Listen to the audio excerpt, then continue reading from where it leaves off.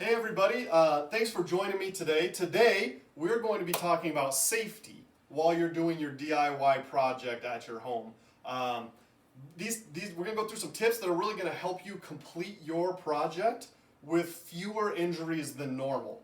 I do have to apologize. I feel really bad. I kind of set you up on a bunch of home improvement projects, like our distressed blinds here, that I didn't go through some steps to make sure that you're safe while you're doing these projects. I really want to make sure that you have fewer injuries than normal while you're doing these projects. So we're going to address 3 different major safety concerns that the average homeowner might run into on their own DIY project.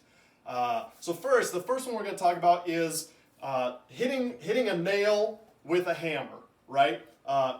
You may smash your thumb while you're swinging the hammer. This is actually the number one injury a homeowner might face according to science as well as cartoons. And so the issue is, while you're holding this little teeny tiny nail and you've got this big old hammer, you might just miss and smash your thumb. And I've seen thumbs swell up to like the size of tennis balls and throb and have like red lines shooting off of them in some videos and cartoons. So what can we do to make sure that we're safe while we're swinging a hammer, okay? So the first thing I'm going to have you do is I'm going to have you grab the hammer and just go ahead and choke up a little bit, okay? That's going to give you a little bit better control of the hammer head as it's coming down, okay? And then once you have your nail, you're going to find somebody else to hold that nail for you, all right? That way when you swing, if you were to miss, you're not going to smash your thumb. Now, who might you be able to find to hold a nail for you while you hammer? I would suggest perhaps your spouse. Another good option would be children. Kids just love to help on home improvement projects, and a child would be really helpful in this. They've got those little tiny fingers so they can hold those little tiny nails, and you can just swing away without worrying about injuring yourself.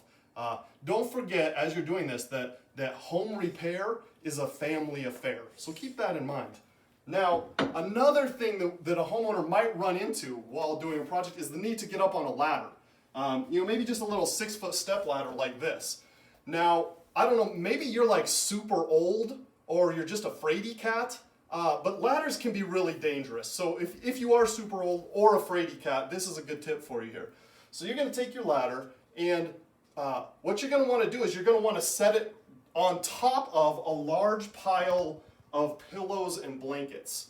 That way when you're climbing up, if you were to happen to lose your balance or something, what you're going to do is you're going to fall down on this soft, comfortable area. And I would suggest once you've fallen down there, just go ahead and take a quick nap. And then you can just get up and try again later. But you've always got that kind of safety net underneath your ladder, just to give you that extra measure of comfort while you're doing your project up above, shoulder height. Let's see. One other thing I wanted to kind of talk about is table saw safety. This is kind of a pretty big, scary machine right here, and there's just some tips I wanted to share with you. What would you think the number one concern, the number one danger about using a table saw would be? Now, if you guessed sawdust in your eyes, you would be correct. This is the biggest issue with using a table saw. Now, some of the methods for dealing with this, I got sawdust on my hands right now. One option would be something along the lines of this, with some safety glasses, right? You could put some safety glasses on. But do you really want to look like your creepy high school science teacher? I don't think so. We've got an image to protect here, and we got to project confidence while we're at our job site, while we're on the construction site doing our projects. So let me show you just the best way that I've found to cut something on a table saw and avoid that dust in your eyes. So you're going to take your piece of wood and a pencil, and now you're gonna have to draw a straight line on here. And lots of people use a speed square to make sure it's really square.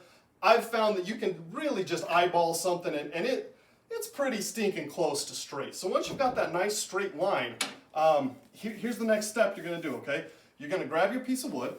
You're gonna take a mental picture of it, right? Just look at it real good. Put your hands here. Take a mental picture, maybe even help to blink a little. Take a mental picture of that, okay?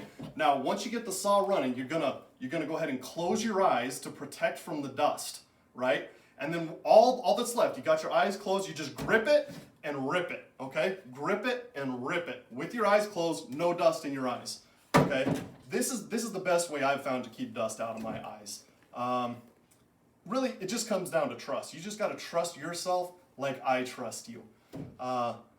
I think that's about it for today. If you have any other ideas, any other safety concerns with your job sites, please just go ahead and comment. Let me know if there's any other areas I can address. Go ahead and hit that like button. Let me know if you have any other ideas for videos. And I also just want to say, don't actually try any of these tips at home. Thanks. See you later.